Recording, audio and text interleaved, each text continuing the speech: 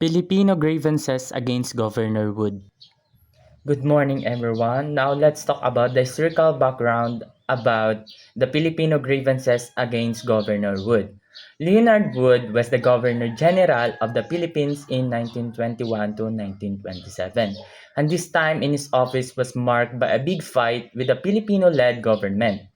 The problems that came up during his rule was not just simple politic fights, but a deep struggle for respect and more control over their own country as they moved toward independence.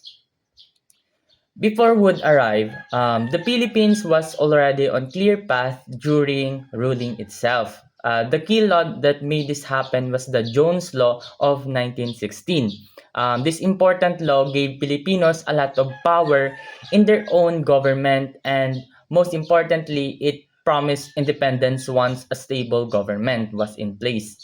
This promise led to policy called Filipinization, which was the process of putting Filipinos in charge of government offices. This had been happening for a while and made the Filipino feel ready for full self-rule. The main event that started the biggest complaint was the cabinet crisis of 1923, which started with the Conley case. Governor General Wood stepped in on his own and went against Filipino leaders to bring police detectives back to his job. Filipino leaders saw this as a clear case of Wood taking away their power and going against their ability to run the government on their own. In a big protest, the entire Filipino cabinet and the Council of State all quit at once, stopping the government from working and forcing a public showdown about who really was in charge. Governor Wood was also described as oppressive and authoritarian leader. That's why many Filipino leaders was against him. Then, the reason for Ward's action was heavily influenced by the Wood-Forbes report of 1921, which decided that the Philippines was not yet ready to be independent country. The report suggested they should go back to a more direct American lead style of rule. Because of this, the Philippine legislature wrote a formal act of protest in response to Wood's actions. This powerful document listed their complaints, saying that the Wood was taking away powers given to them, reversing the policy of putting Filipinos in charge, and going against the main idea of the Jones Law. So, Governor Wood reversed the policies that favor more American over the qualified Filipinos to be a officials in the government. That's why many of the Filipinos are angry to him. Beyond the specific cabinet crisis, a bigger problem with Governor General Wood was his bossy style. That's what I said earlier, that he was oppressive and authoritarian approach of running the country. Many people felt that he was getting rid of the progress made in previous years by putting all the power back in his own hands and going around Filipino-led government. Wood was also against governor-led economy and started looking into Filipino-run businesses. His use of his own rules and his choice to rely on military people made civilian Filipino leaders feel left out. Critics of his rule said he was setting things back and undoing all the work had been done. So Leonard Wood was a Harvard physician who later became the U.S. who became one of the members of the U.S. Medical Corps and started working on the front line. That's why he was more on in military approach.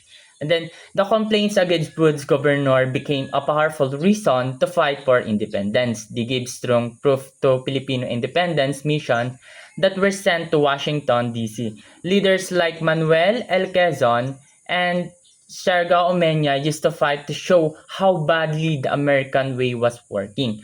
In a strange result, Wood's policies, even though he didn't mean for this thing to happen, united the Filipino and led directly to important laws that favored the way for Commonwealth and finally Pole independence in 1946. And that's the historical background of the Filipino grievances against Governor Wood. Again, good day everyone. Today we'll be talking about the life of Leonard Wood. Sino ba si Leonard Wood? Okay. Leonard Wood, he was born on October 9, 1860 at he was a Harvard educate, educated physician. Tapos nagsimula siya bilang isang US surgeon, ay US Army surgeon or isang doktor na nasa army nga. And tapos, he volunteered as a Dr. Army noong time ng Spanish and American War sa Cuba noong 1898. At nang dahil doon nakita sa kanya yung katapangan and because of that, he was been assigned sa Pilipinas noong 1903 at inappoint bilang isang governor of the Moro Province. Tapos nung time ng pamuno niya noong time na yon, he was being criticized because of his involvement on the Moro Crater Massacre. During the Moro Crater Massacre, ang mga Moro o yung mga Pilipino na Pilipinong Muslim na against sa pamuno ng Americans, sila ay tumakas. At dahil nga against sila sa pamuno ng Amerika, especially nung inimplement ng ng Americans yung cedula o yung pagbabayad nga ng buwis.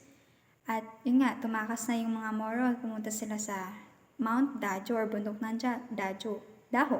Ang bundok ng Daho ay isang patay na bulkan na parang may religious belief sila sa lugar na yon. At noong March 2, 1906, si Leonard Wood, inutusan niya yung 6th Infantry Regiment of US na lusubin ang mga Moro sa Mount Dajo. At nung time na yon, halos kinalaban ng during that massacre, di ba ang gamit lang ng mga Pilipino ay mga bolo lang, mga sibat, yung mga normal lang na sandata, samantalang ang mga US diba naman ay may mga barilan ng time na yon. At dahil doon, halos 800 to 1,000 na Pilipino na mga Moro ang namatay at kabilang doon yung mga bata at mga babae. At 750 na US Army ang namatay during that massacre. At halos 6 or 6 lang na mga Moro ang natira.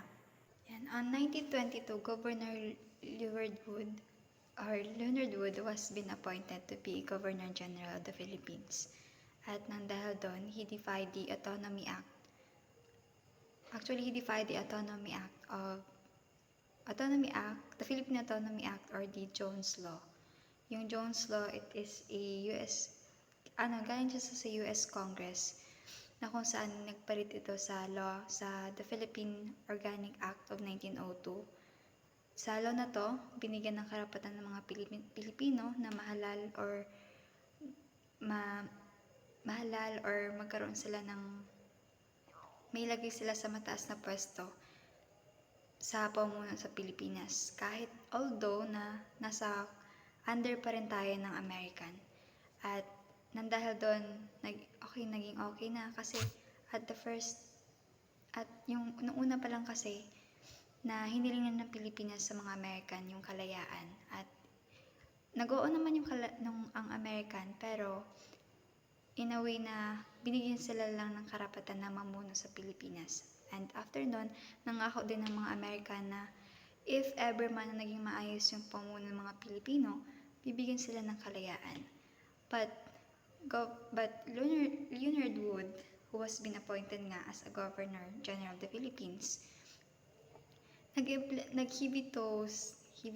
nagbito siya ng batas na kung saan nag-appoint siya ng mga Americans sa mataas na posisyon, which is nag-defied siya sa act nga ng Jones Law, parang binaliwalayan niya yung Jones Law at dahil doon, maraming mga Filipino ang nag-criticize sa kanya at dahil din doon sa halos sa ginawa niyang yon, may kabilang na may mga Pilipino, example na lang sina Quezon, sina Josepe Laurel ang bumitiw sa pwesto nila.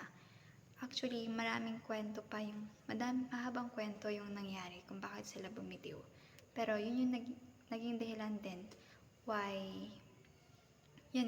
why he was being criticized. And dahil doon, he defied the law or the Jones Law din.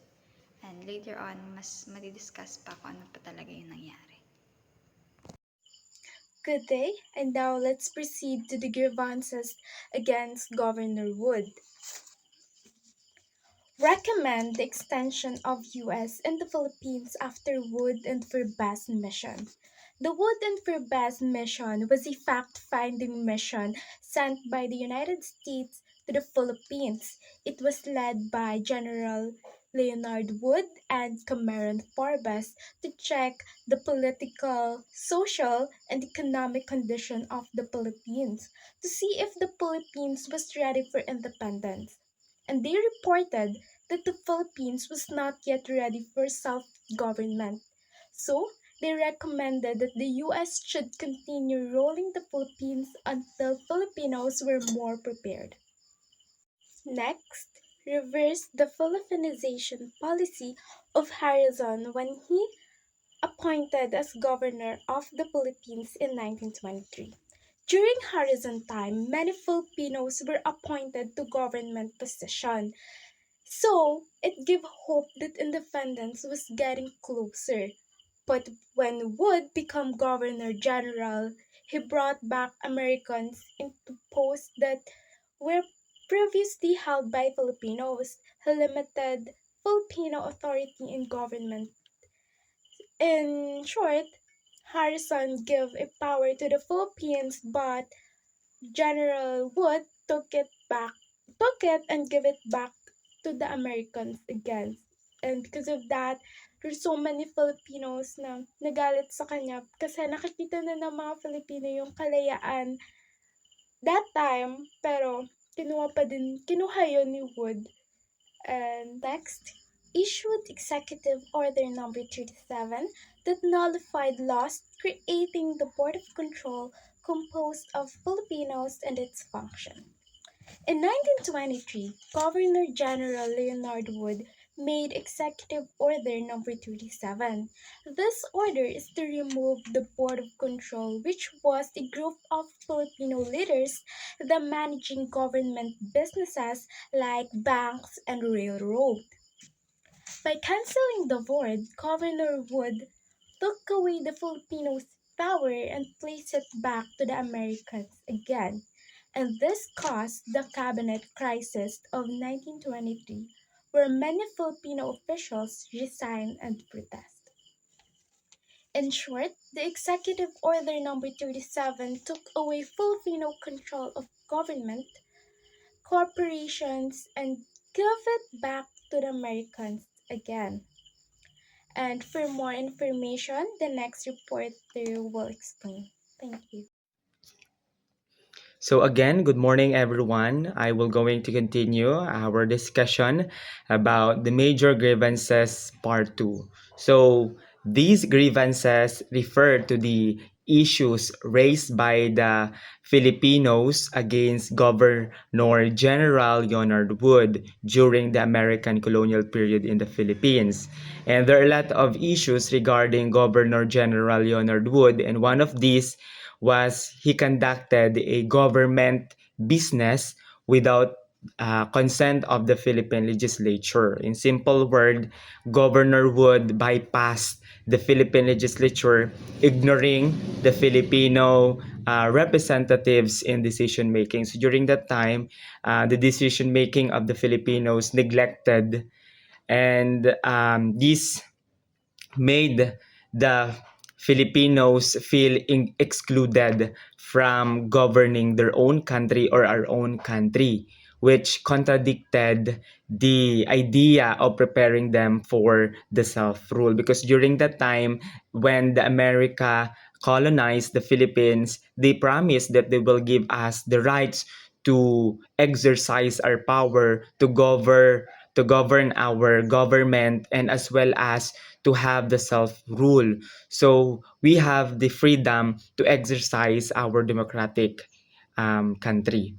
And another one is the disregarded of Josepi Laurel's suspension of Ray Conley, who accused of bribery and immortality. So Jose P. Laurel, then a Filipino officer or a Filipino official, suspended an American police officer, si Ray Conley, because of accusations of corruptions.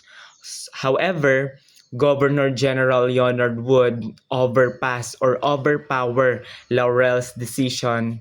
So he protected uh, Ray Conley despite of his misconduct behavior. So this scenario or this event showed favoritism towards American officials over Filipino leaders.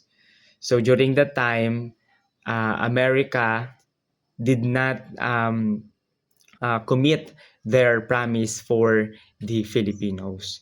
So another one is those issues like the conduction of government business without the consent of the Philippine legislature, the suspension or the disregarded of C.P. Laurel's suspension was led to the cabinet crisis of 1923. Because of these actions, five Filipino cabinet members resigned in protest. So these also known as the government or the cabinet crisis of 1923, and it was supported by the Filipino leaders like Manuel L. Quezon, Manuel Rojas, who later became the Philippine leaders. So this event symbolized Filipinos' frustration with continued American dominance. And now let's proceed with the conclusion. So Filipino opposed Governor Wood for continuing American control. So Wood's action revealed that the United States or the US still exercising their strong authority instead of granting us a autonomy. And his actions violated the spirit of the Jones Law. So we all know that the Jones Law of 1916 promised an eventual independence and a greater self-governance, but Wood's behavior contradicted that promise. And lastly, the grievances showed Filipino determination to fight for the self-governance as well as for the independence of the Philippines. And this protest highlighted Filipinos' growing nationalism and as well as their readiness to assert their rights to independence. So that's all. Thank you for listening.